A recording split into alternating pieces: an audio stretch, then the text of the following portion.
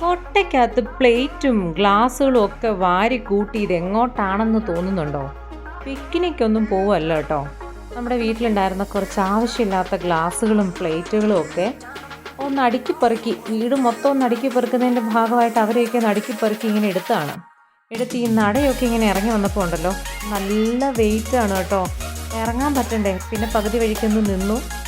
അയ്യോ ഇത്രയും കൂടെ ഇറങ്ങണമല്ലോ എന്നൊക്കെ ആലോചിച്ച് പിന്നെ സംഭവങ്ങളൊക്കെ എടുത്ത് നമ്മൾ താഴെ എത്തി.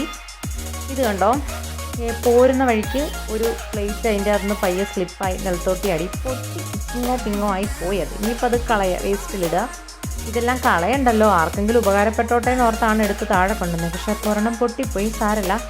ഈ കാണുന്ന സ്ഥലത്താട്ടോ നമ്മൾ ഈ സാധനം വെക്കാൻ പോകുന്നത്. അപ്പോൾ ഈ റോട്ടിൽ കൂടെ വരുന്നവർക്കും എല്ലാവർക്കും കാണാമല്ലോ.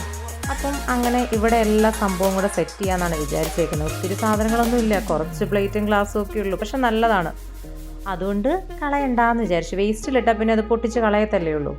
അപ്പം എല്ലാം കൂടെ നമുക്കിതിൻ്റെ അകത്തോട്ട് ഇങ്ങനെ മാറ്റി വെക്കാം. മറ്റേ പാത്രം വെച്ചിട്ടുണ്ടെങ്കിൽ അതോടെ ആൾക്കാർ കൊണ്ടുപോയല്ലേ, അത് നല്ല സാധനം നമുക്ക് ആവശ്യമുള്ള ഇനി.